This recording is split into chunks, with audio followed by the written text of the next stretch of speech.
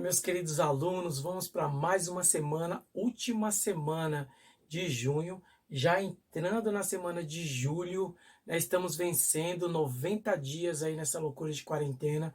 Quero agradecer a todos os meus alunos que estão acompanhando as aulas, que estão aí guerreiros, lutando, tudo vai ficar bem, tudo vai dar certo, beleza? Desenterre os tesouros escondidos, que vocês ainda têm muito para conquistar nesse futuro que está chegando, beleza? Então vamos para a aula, agora a gente vai falar um pouco sobre a sociedade e a economia do ouro, né? A economia e a sociedade do ouro aí no Brasil no século XVIII. Então a cana-de-açúcar acaba caindo aí porque os holandeses são expulsos do Brasil, a Portugal não consegue refinar como eles, vai ter alguns problemas, também começa a ter produção de cana-de-açúcar em outras regiões da América e também da Ásia. Então, o Brasil acaba caindo demais a produção. E aí a busca, né, por metais preciosos também, que a gente chama de metalismo, vai ser muito forte. Então vamos ver aí. Necessidade, o que estava acontecendo no Brasil? Havia algumas necessidades. Necessidade de novos produtos, como não havia ainda uma monocultura forte ainda como a cana-de-açúcar estava. Então, a busca por metais preciosos, droga de sertão, que são os temperos, era muito forte.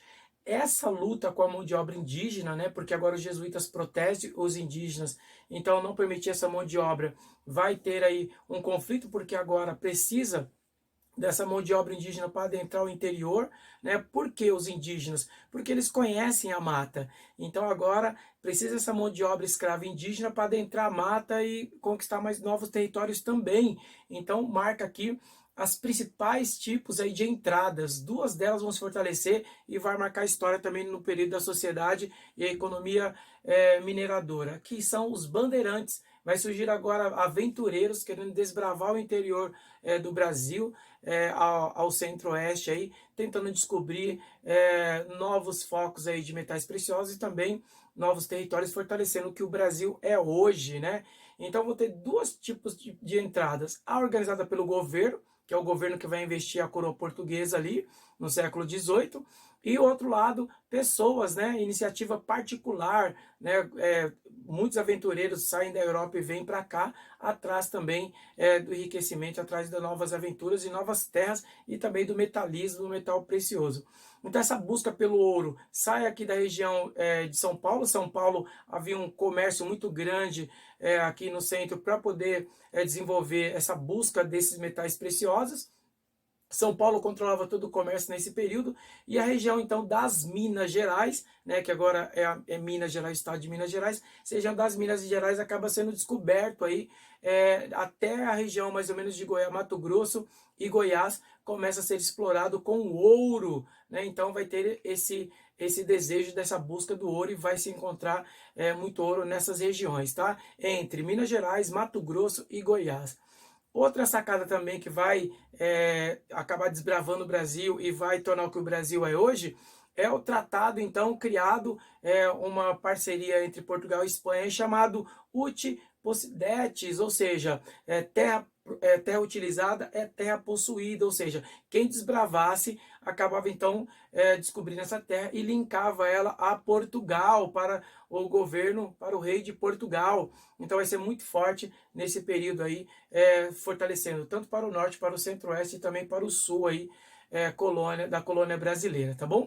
Então, vamos aí. As minas, então, eram propriedades do rei, vai ser descoberto aí muito ouro nessa região das Minas Gerais. Esse ouro vai ser chamado tal do ouro de aluvião. Era tanto ouro, que na beira dos rios, você já viu o brilho, já viu o ouro ali, de tanto ouro que o Brasil vai ter. E ouro de aluvião também está ligado a uma característica, não só da quantidade, mas também à noite, em alguns momentos com a lua muito cheia e aquele ouro brilhando de aluvião ali, brilhando nas beiras dos rios, pareciam fantasmas amarelados, sombras de fantasmas, sombras, né, brilhos de fantasmas ali, parecendo fantasmas de longe, por isso aluvião. Então rapidamente se espalha e provoca uma multidão de pessoas indo para essas regiões. E agora também aqueles que plantavam a cana-de-açúcar também estão interessados e vão trazer o escravo negro também para essas regiões.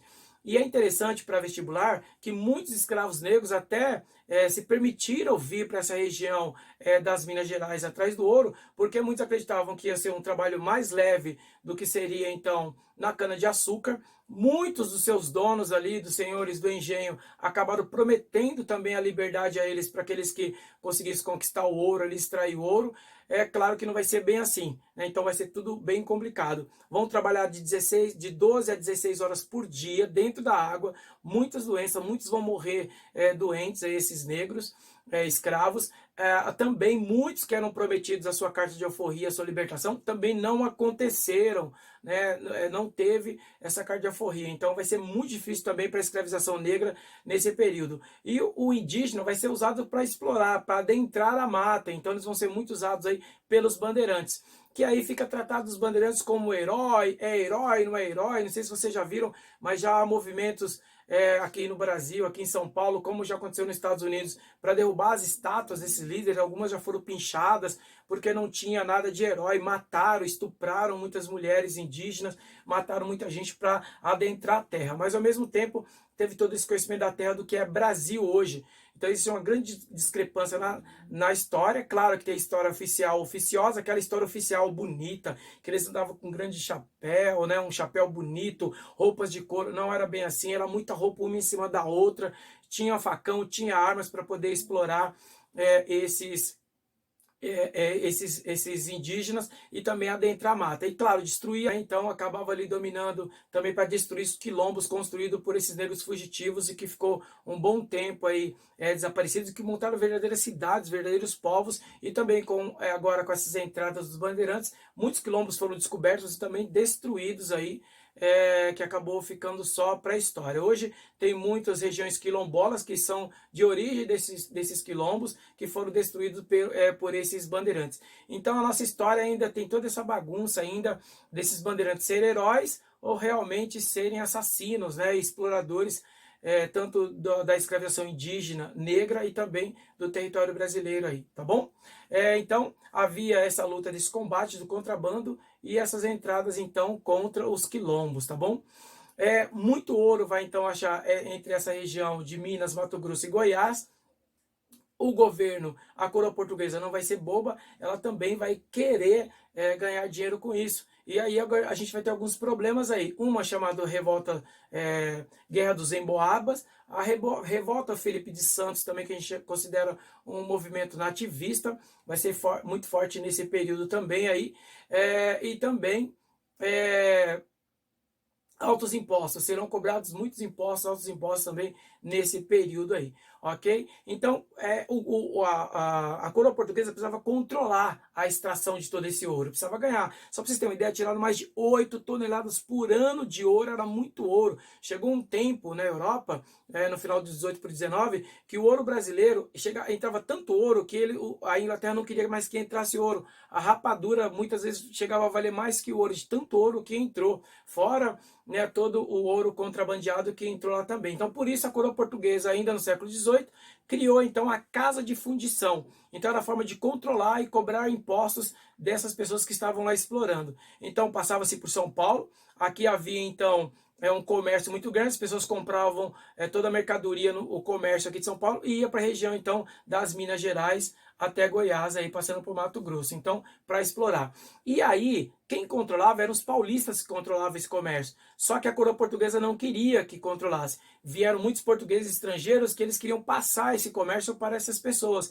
E os paulistas não vão aceitar e vai ter aquilo que a gente chama de Guerra dos Emboabas. Então esses estrangeiros vinham parecendo que iam se aventurar numa montanha, tudo com roupas, mochilas, botas gigantes, e alguns pegavam penas de animais para parecer com os indígenas e colocavam no meio da bota, assim, entre o joelho e a bota, ou nas mangas, né? Então parecendo um pássaro chamado emboaba. Então os paulistas tiravam sal e falavam, lá vão os emboabas. Já sabia que eles eram estrangeiros, aventureiros que queriam dominar. E como tinha essa parceria desses estrangeiros com a coroa portuguesa, vai ter um conflito muito grande aí nessa capitania de São Paulo.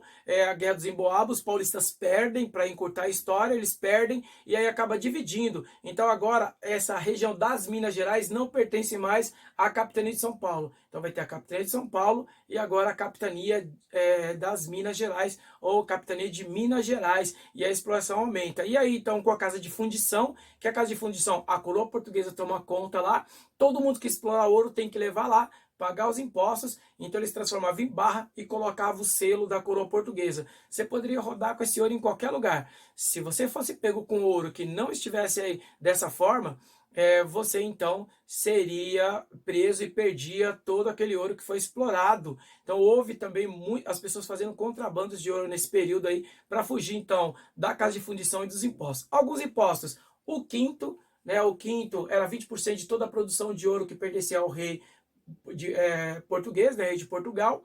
O outro era a derrama, a colônia deveria arrecadar, então aquela parte da colônia deveria arrecadar 1.500 quilos de ouro por ano, ou se não, a cota não fosse atingida, acabava penhorando isso. Ah, professor, ele não atingia? Atingia muito mais, mas é para diminuir o contrabando do ouro, então que o ouro saia escondido do Brasil, em pepitas ou em pó, então ele tentava evitar. Se caso não conseguisse 1.500, já sabia que tinha contrabando, então cobrava, penhorava todos os bens dos mineradores até eles pagarem. O outro também é o tal da captação, o imposto pago por cabeça, ou seja, por cada escravo que trabalhava nas minas, cobrando o imposto sobre eles. Então era o tal da captação.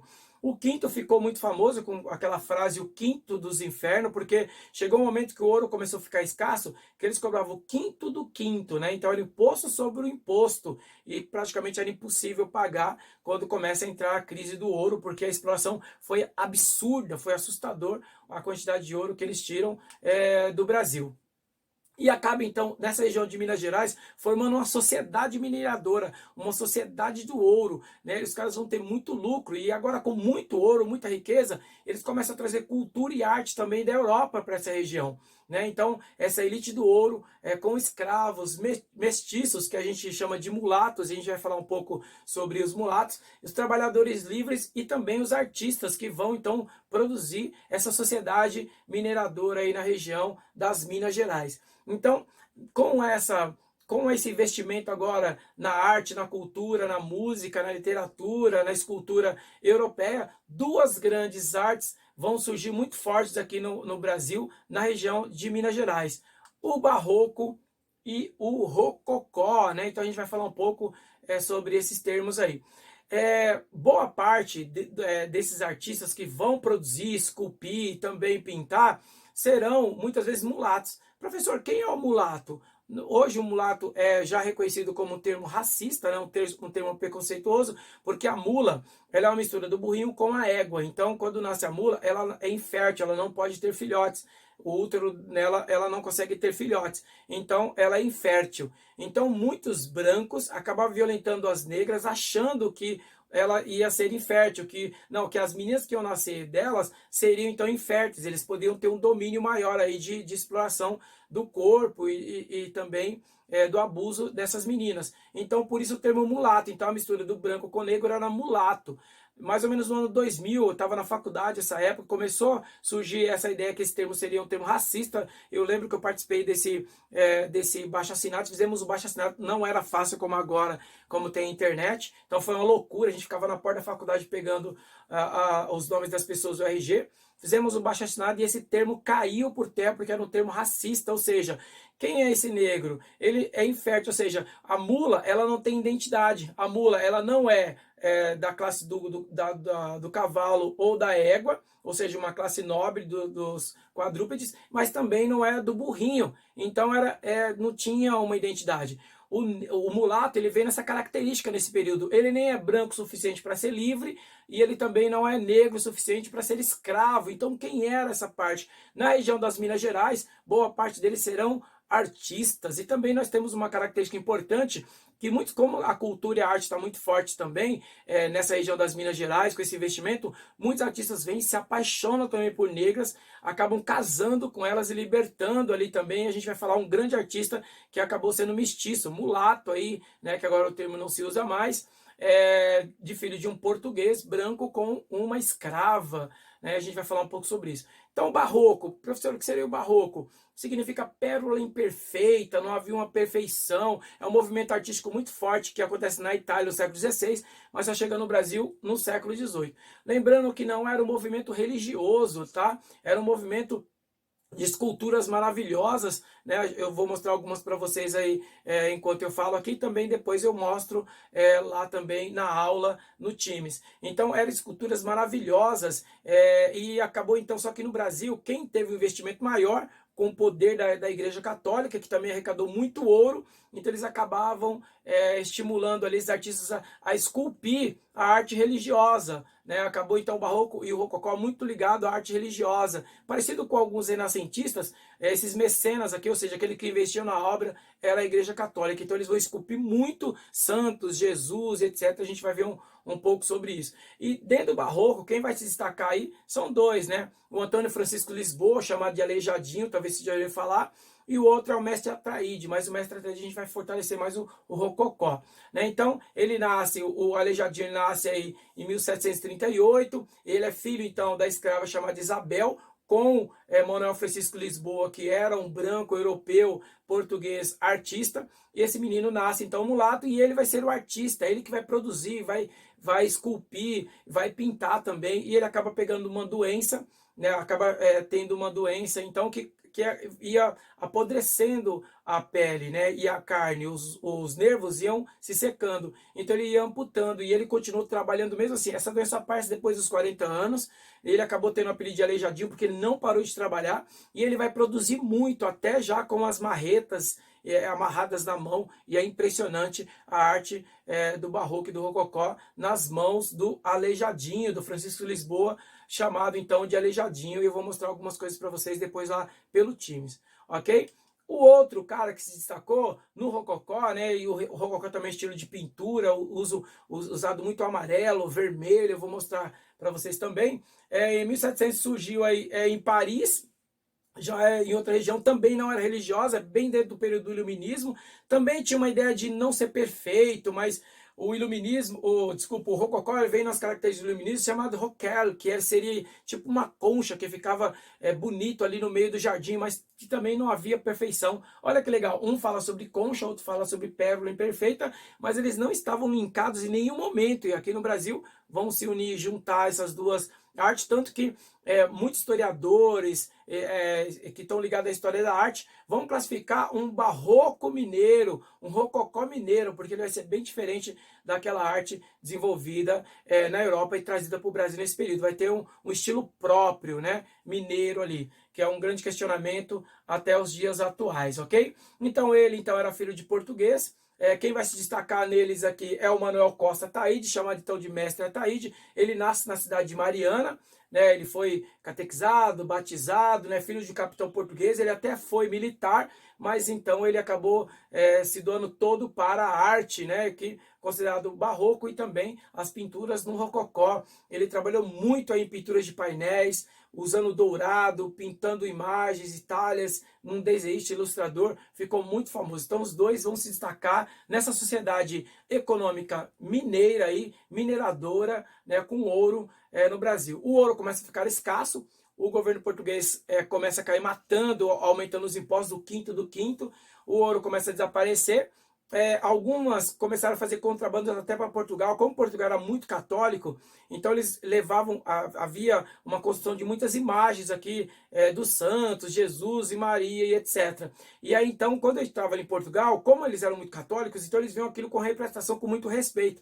Mas um dia, uma dessas imagens caiu e quebrou, e eles viram que estava cheio de ouro dentro. Então havia um contrabando para a Igreja Católica dentro desses santos, dessas imagens, dessas estátuas, dessas esculturas de madeira. Então isso foi chamado então do Santo do Pau Oco. Acho que vocês já viram em algum momento isso, a pessoa finge que é tímida, mas não é tímida.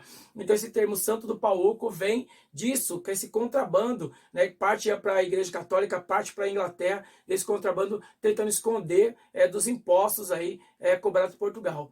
No século XIX o ouro começa a ficar escasso, o Brasil vai perdendo muito esse ouro, ele vai praticamente se perder, e aí vai demorar muito para a gente ter novamente essa riqueza. Mas chegou a tirar, explorar muito ouro do Brasil, o Brasil perdeu muito, e a sociedade então mineira se formou, depois então de capitania de Minas se tornou então província no governo de Dom Pedro I, e aí Minas é o que é hoje. Depois passou por movimentos como a Inconfidência Mineira, e hoje tem toda essa estrutura que nós conhecemos de Minas Gerais, mais um território. E todo o território do Brasil, tirando o Acre, porque aí vai ser comprado no período da borracha no século XIX para o XX, né, principalmente no XX, toda a região do Brasil foi formada justamente com esses bandeirantes, com essa exploração do ouro, usando a escravização indígena para adentrar as matas, né? A exploração vai matar muita gente, também vai destruir muitos quilombos. Então essa sociedade do ouro passa e o Brasil então começa a ser transformado, e a partir daí